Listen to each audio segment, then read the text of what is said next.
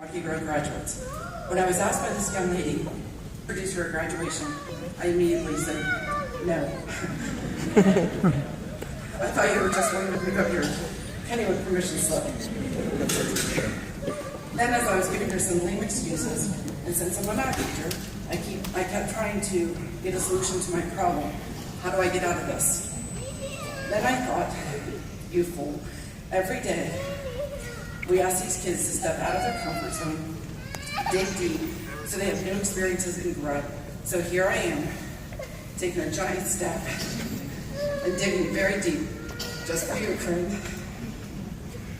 I'm very honored to stand here today to introduce the Rocky Road class of 2019 salutatorian. She's one of our quietest students, who is also one of our brightest, thoughtful, hardworking, and determined. As a young girl, she set a goal.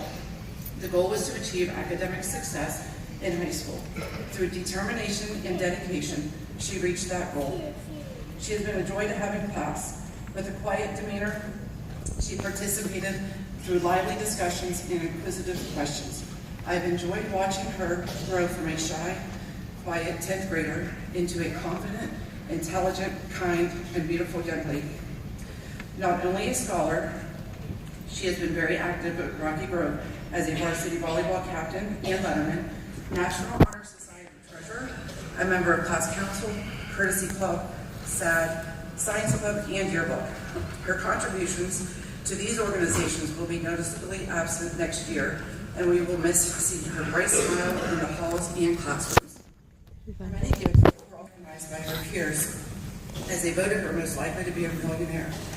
This fall, she will be continuing her academic studies at Gannon University.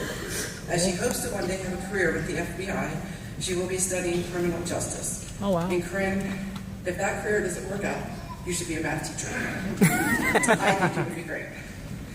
I'm very excited to see what the future holds for her. With her talents and dedication, her options will be limitless. My advice for the next 4 years is to be present. Be present so that you may enjoy the journey. Be present for yourself and those around you. Your college graduation will be here before you know it. Enjoy college by engulfing yourself in the experience. Attend the shows, join the clubs that challenge you. Visit new lands, find your people. Seek out your professors and learn. Learn as much as you can. And to quote Henry David Thoreau, go confidently in the direction of your dreams, live the life you have imagined. I wish you all the best, and I'm very excited to introduce Corinne Toscano, the salutatorian of the class of 2019.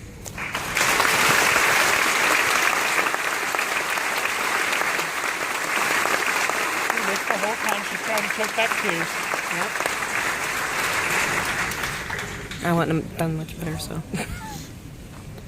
Good evening. I hope you all are enjoying being crammed in this hot auditorium. The time we've all been waiting for has finally come. We have finally made it to the end of our high school career, but we won't be leaving without all the memories, good and bad. Let's take a trip back in time, all the way back to kindergarten when we came from separate elementary schools. Some of us went to the one in Rocky Grove, some of us in Cooperstown, and some of us came later on. We were always known as the big class throughout our years, and each teacher made sure to point that out on the first day of school every year. Once we got to middle school, our class started going our separate ways. Different friend groups formed because of the class separations, and we were no longer united through playground games during recess. We became distant with our differences in the sports we played, how seriously we took our academics, the hobbies we had, the hours for our jobs, and even the paths for our lives. Some schools became more stressful as we advanced grade levels, and some of us, if not all of us, would dread coming to school day after day in hopes to avoid that stress. But in the last few weeks, and even months, it has hit us all that our last times are coming soon. Soon, many of us will be playing in our last high school game, or sitting in our last lunch period, even taking our last high school test, which I'm sure none of us were upset about. All the memories we created years, bonding as a whole class for the first time in what seemed like forever during our senior trip at the beginning of the year, then coming back together at the end of the year for our senior camp out, along with zip lining and paintballing at the senior picnic. These get-togethers and trips allowed us to all actually create conversations with those classmates Tristan go to that? we would see in the halls but never really picnic? got to have a Oh, yeah, he went to conversation the with. picnic. These activities also enabled us to bond with classmates we were best friends with in elementary school, and we never left each other. I will especially miss making an argument in Mr. Heckathorn's English class to get out of doing our work. Then, him telling us to make an even better argument, but by the time we would have made an even better one, we would have wasted the whole class period and had no time to actually do our work. It is sad to see all of this come to an end, but all good things come to an end. And it is time for all of us to move on with our lives and do great things with the memories still with us. Although our high school career is over, and this is the last time we will all be together as one, we will always be united as the class of 2019, along with all the memories we have created together. Thank you.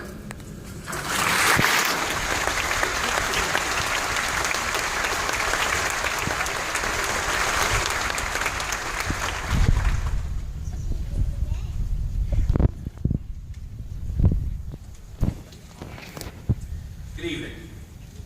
My name is John Heckathorn. I'm a member of the English faculty. And by the way, their homework assignment was to create an argument. As you can see, and I have to tell you, this class is going to stand out in my memory as one of a kind. Case in point, every year the English faculty gets together and we grade junior papers. It's a graduation requirement. So we're huddled in the conference room and we have substitutes covering our class. And after a while of reading papers and all the brilliance that we come across, I needed a break. So I excused myself and I went down the hallway for a drink. And as I passed my class, I thought, I'm going to peek in just to see what they're doing and make sure everything's okay. I didn't want to disturb them, so I wasn't going to open the door or anything. I just thought, I'll give one of those teacher shuffles and kind of glance. So I did. And what I saw was a bunch of people working, writing down their notes. Notes were on the board. Everything looked good. Now you have to understand, from where I was, I couldn't see my desk. So I went down, got my drink, went back up. Everything was fine, subs on top of it. It wasn't until later that I discovered the sub had never shown up. Found my plans, went through them, were ready for the next day. It was great. 2 points I want to make from that. First, I want to thank the parents for raising such responsible individuals. So I think you deserve some recognition.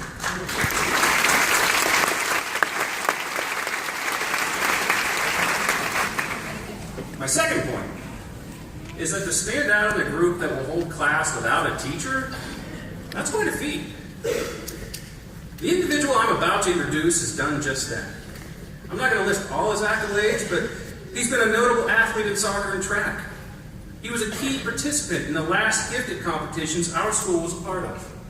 In English, I had to make a rule that he was not allowed to answer our warm-up question for the day until someone else had a chance to do it. See, I write a question on the board every day, and it's usually something we're reviewing or something we're about to do, and I give them a chance to think about it, and then we start a discussion about it. And every day, almost, there's a hand up in the back, big smiling face, and I look at that face, and I point to it, and I say, you know the rule.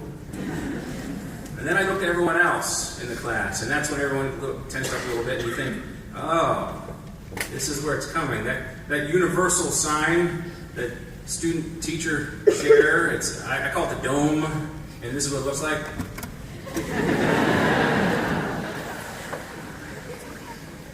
So I picked some of the domes, and eventually, a lot of times we would get around to that hand. Whether it was relating the historicity versus legend arising from perceptions across time and culture, or pondering Victor Frankenstein's negotiation of Lacanian mirror stage, things we all do on a Wednesday when Netflix is down.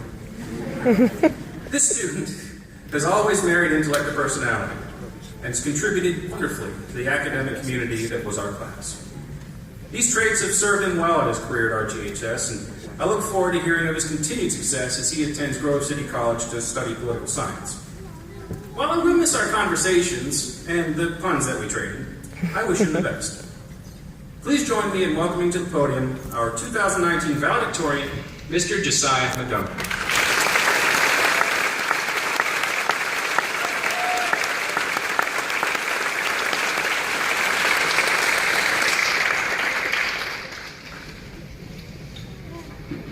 First, I just want to thank Mr. Ekstrom especially, as long as teachers and parents. Without them, we'd be nothing, we wouldn't be here.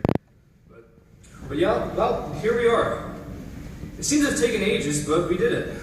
Against the odds of schoolwork, peer pressure, athletic competition, facial acne, and the dread of standardized testing, we as a class have overcome the greatest hurdle with which we have been presented, graduating. Though our journeys may differ greatly, none of that matters as we now stand united. Perhaps united for the last time. We stand together as a single body, yet as a society, we are divisive and estranged from each other. Everyone around us is guilty of this, myself included especially. Our journey through school finds us transformed from kind, free-spirited, wide-eyed individuals into embittered, cynical adults. In the age of cell phones and the internet, tools that can bring us together in the matter of seconds, we are more divided than ever before. Though modern industry can provide wherever we want, whenever we want, we only want more.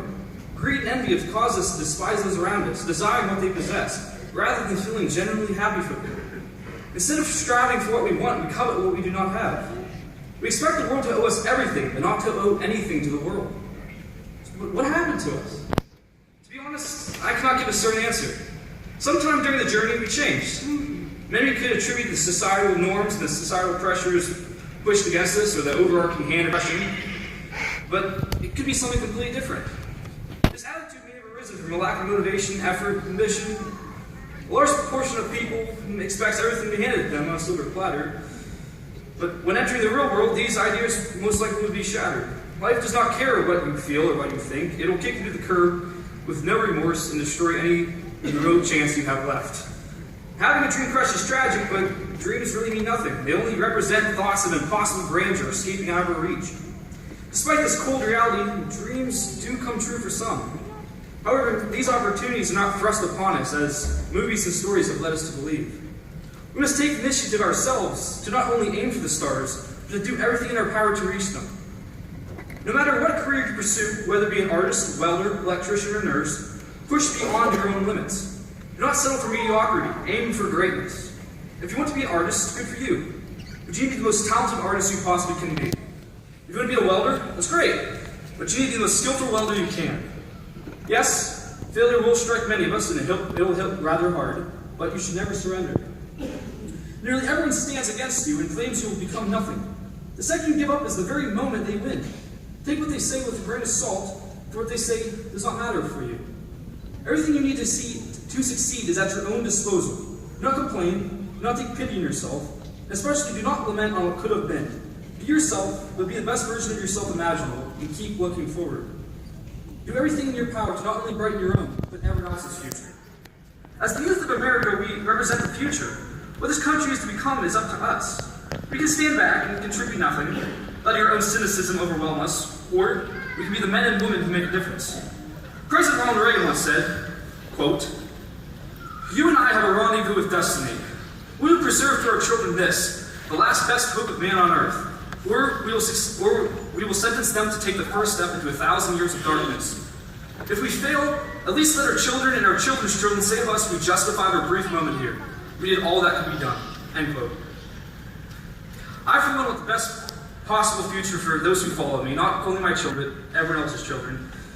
And I will do everything I can to make this done, and I hope everyone else tries as well. Thank you, and God bless.